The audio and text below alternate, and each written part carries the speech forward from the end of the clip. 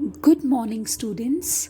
Today we are going to discuss the second chapter of physics, which is force and laws of motion. First of all, we will be discussing about force. Force is an external effort that we do, that we apply to either stop the moving object, set the object at rest into motion, or to change the direction of the moving object.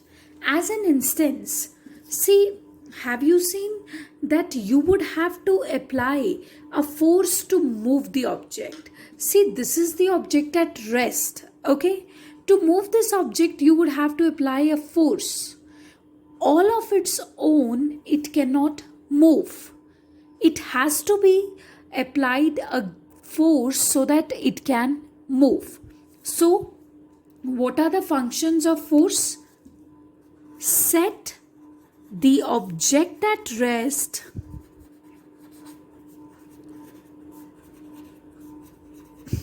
into motion. Alright, next, stop a moving object. Okay, so when the object is moving, like a car is moving along the road, a car is being driven along the road, so to stop it, you would have to apply some force. So that force is an effort which is used to stop the motion of a moving object. Okay, so this is how force works. So second thing that a force does is stop the moving object. Okay, now the third thing that a force can do. So I'll give you examples. See, suppose you are playing badminton. Now when the shuttle comes to you from the another player and you hit it hard, okay, you hit it hard with your racket, what happens? The direction of the already moving shuttle suddenly changes and it turns towards the another player. Okay, so this is something where you see that the force applied by you is responsible for the change of direction of the moving object. Similarly, when you are moving along a road by a car, then if you want to take a turn, you would have to apply a force. So, force is something that is used to change the direction of the moving object. Change the direction of moving object. So this is what a force does. Okay. Next we will be discussing about balanced and unbalanced forces. What are the two types of forces? Balanced and unbalanced, and what are these forces? Okay. Balanced and unbalanced forces.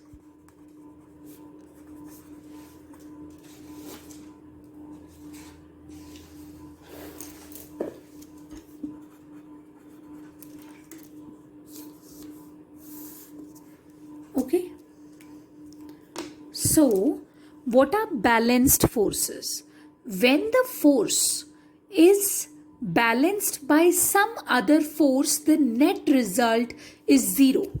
Okay, I'll give you few situations. Suppose we are playing tug of war.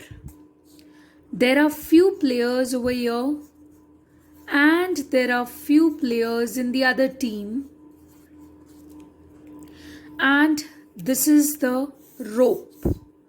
Now, if there is practically no movement of rope, what is happening? These people are applying their amount of force and these people are applying their amount of force, and what is happening, what we are seeing, what we are observing, that no one is actually getting dragged. So this means the force applied by this group of people is exactly equal to the force applied by this group of people. So this is an example of a balanced force where the forces are balanced with each other. Okay. So suppose now if I keep a very heavy book over this table, I keep a very heavy book over here, then what would happen?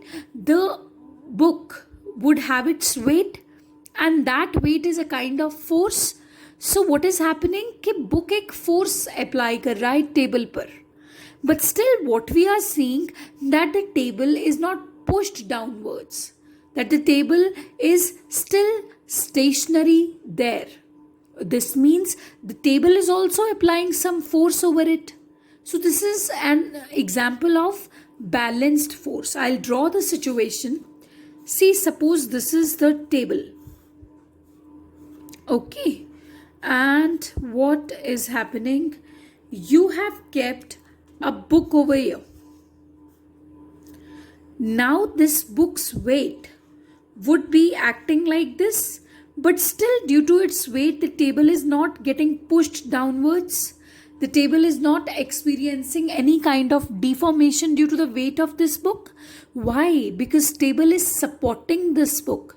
And when table supports this book, this means table also applies an equal and a balancing force here. This force is known as normal reaction given by table. I'll clear the picture. Suppose you are here and you are holding a suitcase above your head. You are holding a suitcase above your head. So now, because of the weight of the suitcase, you would also have to apply a force to balance it on your hands when you are holding it up. So what is happening? The weight of the suitcase is balanced by the upward force. Of course, this is invisible, but you can still feel it that your hands are paining because your hands are supporting that heavy suitcase. So they are applying a force in the upward direction. Okay, they are applying a force in the upward direction because of which this suitcase is getting balanced. So this is also a kind of a balanced force. Where what do we see? That the forces are not producing any net result. Suppose this is you and this is your friend. You are snatching something. Okay, you are applying a force to get it, and the other person is also applying a force to get it. So when you people are applying equal and opposite forces, do you think that this particular thing will go to someone? No, it will stay here. So you will not see any displacement. So this is a kind of a balanced force, a force which is getting balanced, a force which is producing zero net result. Okay, and now we will be discussing about unbalanced forces.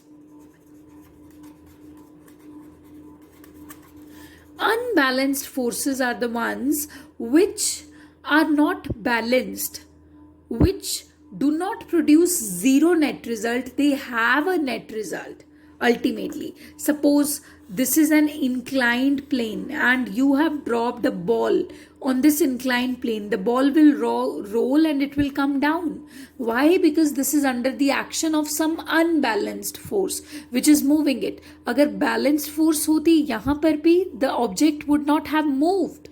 Actually, the object would not have displaced. So this is unbalanced force. So similarly, I'll give you one more example. Suppose a person is pedaling a bicycle here. Okay, suppose a person is pedaling a bicycle here. He's moving forward. Now when he stops pedaling the bicycle, after few seconds, the bicycle automatically comes to rest even when you don't apply the brakes. This is because you have stopped pedaling the bicycle. So what does this mean? As long as you were pedaling that bicycle, you were applying a force. And when you were applying a force, that force was doing what? that force was counterbalancing the frictional force. But when you stopped pedaling, so you have withdrawn the force that you were initially applying. Okay, you have withdrawn that force which you were initially applying. Now what happens? The frictional force becomes the king here. It becomes the sole force here. Earlier two forces were there. This was frictional force provided by the ground, and this, when you were pedaling the bicycle, you were also applying a force which was applied force. But as soon as you removed this applied force, as soon as you stopped pedaling the bicycle, the frictional force would only be left here, और ये unbalanced हो जाएगी यहाँ पे. And when this would become unbalanced, so what would happen? It would automatically stop that bicycle. So this is a concept of balanced and unbalanced forces. Okay.